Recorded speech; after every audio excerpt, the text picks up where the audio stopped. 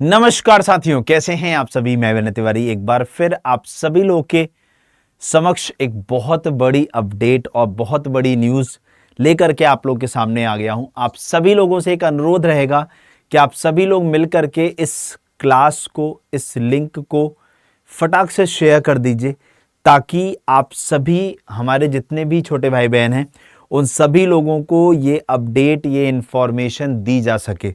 SSC CGL 2025 की जब हम बात करते हैं तो आप लोग के दिमाग में कौन कौन से सवाल आ रहे हैं। देखो, अगर मैं उसकी बात करने की कोशिश करूं तो सबसे पहला सवाल, फॉर्म कब आएगा। ठीक। दूसरा सवाल, सर एग्जाम कब होगा। तीसरा सवाल, सर एज लिमिट क्या होगी। चौथा सवाल, सर एग्जाम का पैटर्न क्या होने वाला है। फिर सर क्या सिलेबस रहने वाला है। उसके बाद सर क्या क्वालिफिकेशन होगी। अगर ये सर सारी इंफॉर्मेशंस आप हमें दे दें तो सर हम आज से ही तैयारी में लग जाएंगे और एसएससी सीजीएल के एग्जाम को क्रैक करेंगे। ये सारी चीजें आप लोग को यहां पर अच्छे से समझ में आ जाएंगी मेरे इस सेशन को देखने के बाद। ठीक है, तो देखिए, अगर मैं बात करने की कोशिश करता हूं तो आप सभी लोगों के लिए एसएससी सीजीएल 2025 की जो इंपॉर्टेंट डेट्स है जिनको आपको अपने दिमाग में रखना है कि 9 जून को, यानी 9 जून को आपका जो नोटिफिकेशन है वो निकल जाएगा। 9 जून को आपका नोटिफिकेशन आउट हो जाएगा। और पता है, एसएससी के कैलेंडर में एक चीज देखने को मिली है बेटा कि एक महीने यानी जून के अंदर आप सभी लोग को मिलने वाले हैं 7 से 8 notifications. CGL, CHSL, selection post, MTS, CPO, हाँ, जूनियर हिंदी ट्रांसलेटर, ये सारी वैकेंसीज जो हैं आप लोगों को कहाँ पे मिल जाएंगी। जून के महीने के अंदर नोटिफिकेशन आउट हो जाएगा, तो आपके पास समय नहीं है। उसके बाद अगर मैं बात करता हूं तो 4 जुलाई फॉर्म को भरने की क्या हो जाएगी। हाँ जी, अप्लाई ऑनलाइन करेंगे। हाँ, तो देखो यहां पर 9 जून से आपके फॉर्म स्टार्ट हो जाएंगे और 4 जुलाई जो है फॉर्म को भरने की क्या हो जाएगी, लास्ट डेट। 4 जुलाई फॉर्म को भरने की लास्ट डेट। हाँ, अब अगर मैं कैलेंडर के अकॉर्डिंगली बात करूं तो टीयर 1 का जो एग्जाम है वो 13 से 30 अगस्त के बीच में कंडक्ट होगा। तो आपको इंपॉर्टेंट डेट समझ में आ गई। 9 तारीख से फॉर्म क्या हो जाएगा, 9 जून से स्टार्ट, 4 जुलाई क्या हो जाएगी बेटा, लास्ट डेट।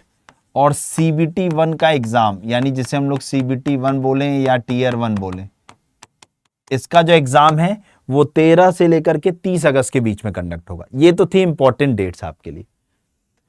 उसके बाद अगर मैं बात करूं बेटा, वैकेंसीज का एक आइडिया लेते हैं और कौन फॉर्म भर सकता है। तो जब हम एलिजिबिलिटी की बात करते हैं तो जितने भी हमारे ग्रेजुएशन वाले स्टूडेंट्स हैं, चाहे आपने बीए किया हो, चाहे आपने बीएससी किया हो, चाहे आपने बीटेक किया हो और चाहे आपने बीकॉम किया हो, कुछ भी, अगर आपने ग्रेजुएशन कंप्लीट कर रखा है, स्नातक पूर्ण कर रखा है, तो आप सभी लोग एलिजिबल हो फॉर्म को भरने के लिए। ठीक है ना। अब यहां पर एक सवाल आता है कि सर मैं फाइनल ईयर में हूं तो क्या मैं फॉर्म भर पाऊंगा। तो बेटा, मैं जो आपको लास्ट डेट है जो 4 जुलाई जो फॉर्म की क्या है, लास्ट डेट है बेटा। लास्ट डेट जो आपकी है 4 जुलाई, अगर 4 जुलाई तक आपका फाइनल ईयर का रिजल्ट आ जाता है तो आप सब लोग एलिजिबल हो जाओगे। हाँ, अगर 4 जुलाई से पहले अगर आपका रिजल्ट आ जाता है तो आप सभी लोग एलिजिबल हो फॉर्म को भरने के लिए। आ रही बात समझ में ना। तो इसलिए बस आप ये देख लेना कि 4 जुलाई से पहले आपकी चीजें हो रही हैं या नहीं। ठीक है ना, डन है। तो 4 जुलाई लास्ट डेट है, से पहले फाइनल ईयर का रिजल्ट आ जाएगा। फाइनल ईयर रिजल्ट अगर आउट हो रहा है तो आप सब लोग एलिजिबल हो फॉर्म को भरने के लिए। Got it my point. ठीक है, अब उसके बाद अगर मैं यहां पर बात करने की कोशिश करता हूं तो देखो पिछले सालों में वैकेंसीज का ट्रेंड क्या रहा है। इस बार में अब तक आरटीआई के रिप्लाई से जो हमें डेटा मिला है बेटा, वो लगभग 15,000 वैकेंसीज का आ चुका है। तो इस बार ये जो 15,000 डेटा है ये आरटीआई रिप्लाई है, ये आरटीआई रिप्लाई है। समझ गए, आरटीआई के रिप्लाई से हमें ये डेटा मिला है कि लगभग 15,000 के आसपास आपकी वैकेंसीज जो डिक्लेयर होंगी वो क्लियर है। जिसमें से अगर मैं बताऊं एक सुपरिटेंडेंट की नई पोस्ट ऐड की गई है जिसकी अकेले 6000 समथिंग वैकेंसीज है, अकेले, मतलब बाकी पोस्ट की तो मैं बात ही नहीं कर रहा हूं, ठीक है। तो बाकी आप पिछले सालों में वैकेंसीज देख सकते हैं कैसी रही है। चलिए, अगर मैं यहां पर बात करने की कोशिश करूं बेटा, एज और आप लोग की पोस्ट का नाम, ये दोनों चीजें, चूंकि कुछ पोस्ट के लिए एज अलग होती है, कुछ पोस्ट के लिए अलग होती है, तो वो दोनों चीजें आपको यहां पर देखने को मिल रही होंगी कि एएसओ अलग अलग डिपार्टमेंट की बात करते हैं, तो देखो सब आपके सामने मेंशन कर दी है। इसके अलावा मैं आपको और ऐड कर दूं, एज रिलैक्सेशन यहां पर मिलेगा, जैसे ओबीसी को 3 साल का मिलता है तो वो सभी बच्चों को यहां पर मिलेगा, और एससी एसटी को 5 साल का एज रिलैक्सेशन मिलता है, तो एज इट इज सभी को मिलेगा। आरी बात समझ? चल, अगर मैं यहां पर बात करता हूं कौन कौन सी पोस्ट आती है बेटा, तो देखो यहां पर जैसे एएसओ की बात करते हैं तो किस किस डिपार्टमेंट या मिनिस्ट्री के अंदर, तो central secretariat services, IB intelligence bureau, ministry of external affairs, ministry of railway और एएफएचक्यू, ये ग्रुप बी की पोस्ट होती है। ऐसे अगर मैं असिस्टेंट अकाउंट ऑफिसर की बात करता हूं तो Indian audit and accounts department under CAG आता है ये वाला, ये भी ग्रुप बी की जॉब होती है, नॉन मिनिस्ट्रियल होती है।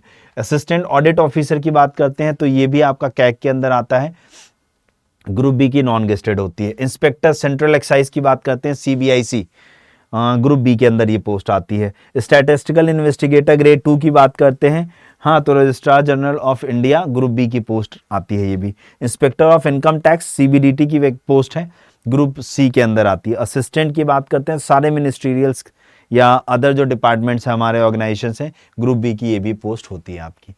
ऐसे आपके बाकी पोस्ट के बारे में जो ग्रुप सी की पोस्ट है, जैसे सीनियर सेक्रेटरीट असिस्टेंट अपर डिविजनल क्लर्क की बात करता हूँ, तो ये central government offices, ministries other than CSCS cadres, ठीक है, ये ग्रुप सी की पोस्ट है।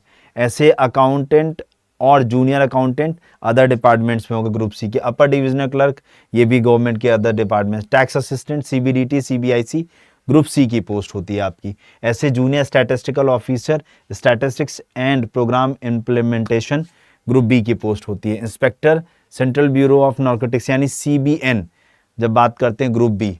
ऑडिटर, हाँ, offices under CAG and CGDA, ये आपकी ग्रुप सी की पोस्ट होती है। ऐसे सब इंस्पेक्टर, ये CBI की बात हो गई, ग्रुप बी की पोस्ट होती है। Assistant enforcement officer directorate of enforcement department of revenue group B की पोस्ट होती है। तो मैंने आपको बड़ा बढ़िया तरीके से सारी पोस्ट के बारे में भी बता दिया कि कौन कौन सी पोस्ट एसएससी के अंदर आती हैं और यहां पर किस ग्रुप की वो पोस्ट है, ठीक है ना। चलिए, अगर मैं यहां पर आगे बात करने की कोशिश करूं, हाँ जी, तो जो इसका सिलेक्शन प्रोसेस होने वाला है बेटा, हाँ, जब हम इसकी बात करते हैं तो सीजीएल 2025 के अंदर आप लोगों को देखने को मिलेगा एक टीयर 1, एक टीयर 2, और ये टीयर 2 में एक पेपर 1 और पेपर 2, मतलब एक पेपर होता है जेएसओ की पोस्ट के लिए, जूनियर स्टैटिस्टिकल ऑफिसर, इसके लिए अलग से होता है। बाकी आपका जो टीयर 2 होता है, यहीं से क्या तैयार होती है बेटा, फाइनल मेरिट, यहीं से क्या तैयार होती है, फाइनल मेरिट। तो जब हम टीयर 1 की बात करते हैं बेटा, जब हम टीयर 1 की बात करते हैं, ध्यान से देखिएगा, हाँ, तो उसमें आपके 4 सब्जेक्ट हैं टीयर 1 में। कौन कौन से? Reasoning 25 question 50 number, GS 25 question 50 number, maths 25 question 50 number, और इंग्लिश 25 क्वेश्चन 50 नंबर। 100 क्वेश्चन का पेपर, 200 नंबर का। आपको समय दिया जाएगा 60 मिनट का, और नेगेटिव मार्किंग 1/4 यानी आधे नंबर की नेगेटिव मार्किंग यहां पर देखने को आपको मिलेगी। देन उसके बाद अगर मैं बात करता हूं टीयर 1, यहां पर बेटा क्वालिफाइंग नेचर का होता है। एसएससी के अंदर जो टीयर 1 का एग्जाम होता है वो क्वालिफाइंग नेचर का होता है, हाँ, उसमें आप लोगों को केवल क्वालिफाई करना होता है। आ रही बात समझ में? यहां तक ऑडियो वीडियो सब ओके है? क्या प्रॉब्लम आ रही बेटा? ऑडियो वीडियो सब ओके है ना? आई थिंक सब कुछ ओके होगा, नो प्रॉब्लम।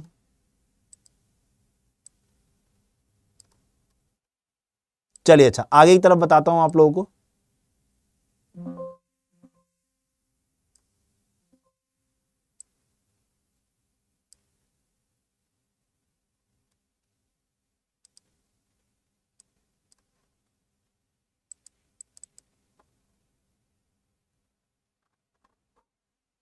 चलिए अच्छा ओके, तो हम लोग आगे तरफ चलते हैं। अगर हम लोग अब आगे बात करें सीबीटी 2 की, सीबीटी 2 के अंदर बेटा आप लोगों के वही 4 सब्जेक्ट्स हैं जो आपके प्री यानी सीबीटी 1 में पूछे जाते हैं। कौन कौन से? 3 सेक्शन है आप लोग के, ठीक है। मॉड्यूल 1, जिसमें मॉड्यूल 1 मॉड्यूल 2 सेक्शन 1। देखो यहां जो मेंस होता है, जब हम इसकी बात करते हैं तो यहां पर एक आपके लिए अच्छी चीज होती है। अच्छी चीज क्या होती है उसको समझिएगा। अच्छी चीज ये होती है कि जैसे आप लोगों ने पेपर स्टार्ट किया तो जो शुरुआत का 1 घंटा होगा पेपर का, उसमें आपके 2 सब्जेक्ट्स यानी मैथ्स और रीजनिंग आपको देखने को मिलेंगे, ठीक, आई बात समझ में। उसके बाद जैसे 1 घंटे पूरे होंगे, दूसरे घंटे में आपका सेक्शन 2 स्टार्ट हो जाएगा, जिसमें इंग्लिश और जीएस देखने को मिलेगा, ठीक है ना। तो जब हम बात करते हैं सेक्शन 1 के मॉड्यूल 1 और 2 की, जिसमें maths 30 question 90 number, that means एक क्वेश्चन 3 नंबर का है। ऐसी रीजनिंग एक क्वेश्चन 3 नंबर का, तो 90 नंबर की रीजनिंग। उसके बाद जब हम इंग्लिश की बात करते हैं 45 क्वेश्चन 3 नंबर का एक क्वेश्चन, यहां भी 3 नंबर का एक क्वेश्चन, तो 1 घंटे का ये पेपर, तो 1 और 1 2 घंटे का आपका ये पेपर हो जाएगा। उसके बाद कंप्यूटर नॉलेज टेस्ट की जब हम बात करते हैं, ये क्वालिफाइंग नेचर का है। इसकी कट ऑफ लगाई जाती है जो हर बार 60 में से 27 नंबर जा रही है, समझ रहे हैं ना। 27 मार्क्स आपको लाना कंपलसरी है, ओके। ये 15 मिनट का होगा, लेकिन ये क्वालिफाइंग नेचर का होगा और ये सेम डे होगा, ये सारा पेपर एक सेम डे होगा। उसके बाद जब आप इसे पास करते हो तो आपका एक data entry speed test conduct कराया जाता है। फिर आपका क्या कराया जाता है? Data entry speed test. ये भी क्वालिफाइंग नेचर का है, आपको 15 मिनट का ये दिया जाएगा। आपको एक बात बताऊं, कंप्यूटर पास करना कंपलसरी है और टाइपिंग पास करना कंपलसरी है। जब आप इसको पास करते हो तो आप हर पोस्ट के लिए एलिजिबल हो जाते हो, ठीक है। और यहां पर एक नेगेटिव मार्किंग जो है वो 1 नंबर की है। यहां की जो नेगेटिव मार्किंग है, यानी ये आपकी जो फाइनल मेरिट है वो इतने से बनती है, जो कि 390 मार्क्स होता है, समझ गए? ओके, आगे बढ़ते हैं। अब मैं आप लोग को सारे सिलेबस दिखा देता हूं और सब्जेक्ट का, आप स्क्रीनशॉट ले लेना। जनरल अवेयरनेस यानी जीएस का सिलेबस आपके सामने है, हाँ, जनरल अवेयरनेस का सिलेबस। देन उसके स्क्रीनशॉट ले लेना। देन मैथ्स का सिलेबस, देन आप लोगों का इंग्लिश का सिलेबस, और देन आपका रीजनिंग का सिलेबस, रीजनिंग। और मैं आप लोग को एक और अच्छी बात बताऊं, रीजनिंग के लिए अगर आप लोग अच्छे से प्रिपेयर करना चाहते हो रीजनिंग को, तो फ्री टॉपिक वाइज वाईटी यानी यूट्यूब क्लास जो है मेरी चलती है रोज सुबह 10 बजे, रोज सुबह 10 बजे। कहां पर बेटा? एसएससी अड्डा पे, एसएससी अड्डा 24/7 पे। तो आप सब लोग रोज सुबह 10 बजे मेरे साथ जुड़िए। उसकी पूरी प्लेलिस्ट बनी हुई है जिसमें मैंने टॉपिक वाइज सारी चीजें करा रखी हैं, तो आप बढ़िया तरीके से वहां से अपना सिलेबस भी पूरा कर पाओगे, ठीक है। देन अब उसके बाद सैलरी की बात करें तो देखो बेटा, लेवल 4 पे 25,500 से लेके 81,100 रुपए, ये 7th पे कमीशन के हिसाब से है, हाँ। और एक अच्छी बात आप लोग को बताऊं, 1 जनवरी 2026 से लागू हो जाने वाला है 8th पे कमीशन।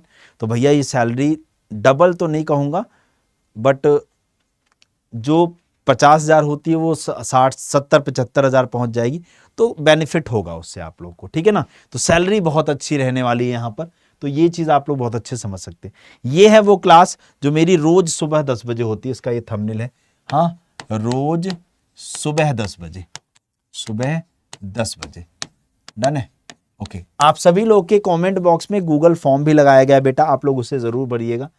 अच्छा, अब आप लोग का एक सवाल जो आप लोग को परेशान कर रहा है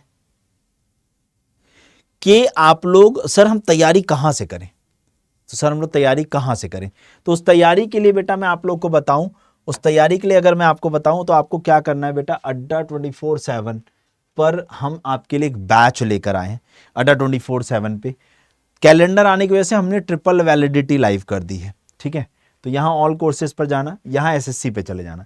जैसे यहाँ पहुंचोगे, ये है देखो बेटा एसएससी सीजीएल, दिख रहा है, एसएससी सीजीएल पे चले जाना। जैसे आप एसएससी सीजीएल पे पहुंचोगे, देखो बेटा अगर आपको एक टारगेट बैच लेना है तो ये है टारगेट बैच आप लोग का, ठीक है।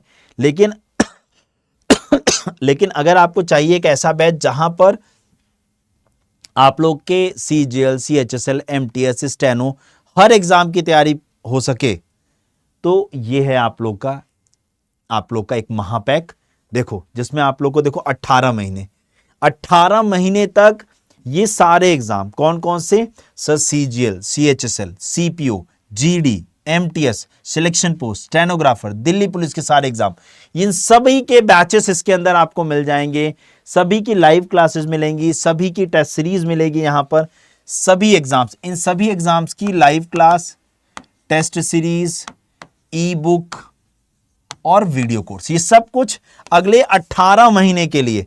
अभी ये 2299 दिखा रहा है, मैं आपकी हेल्प करता हूं कैसे ये कम हो सकता है। सर मोर ऑफर पे जाइए, यहां पर आप एक डिस्काउंट कोड लगाइएगा, मैं आपको बता रहा हूं discount code Y461। Discount code क्या है बेटा? Y461। ये देखो 2099 हो गया, कॉइन्स लगा देना, ये 2099 से भी कम हो जाएगा। Y461 यानी डिस्काउंट कोड जो मैंने आपको बताया, डिस्काउंट कोड जो मैंने आप लोग को बताया वो कितना है बेटा? Y461। देखो इसी को लगने से मिला है, ठीक है। और प्लस ऐप में खरीदना, तो ऐप में मिलते हैं कॉइन्स, उसको और लगा लेना, तो ये आप लोग का आई थिंक 1999 में मिल जाएगा आप लोग को। मतलब 2000 रुपए में SSC के सारे एग्जाम की प्रॉब्लम यहां पर मिल जाएगी, मतलब सॉल्व हो जाएगी प्रॉब्लम, और आप बढ़िया से तैयारी कर पाओगे। उम्मीद करता हूं आप लोग को ये बात समझ आ गई होगी। तो सभी लोग बेटा जा करके अभी तुरंत इसमें एनरोल कर लो बेटा। ये ट्रिपल वैलिडिटी केवल कैलेंडर लाने पर हमने की है, ठीक है। Thank you so much. जय हिंद, जय भारत में से रहो, और चैनल को सब्सक्राइब कर लेना, और कोई भी डाउट है तो इस वीडियो के नीचे कमेंट करना, मैं आप लोग को उसका सॉल्यूशन दूंगा। Thank you.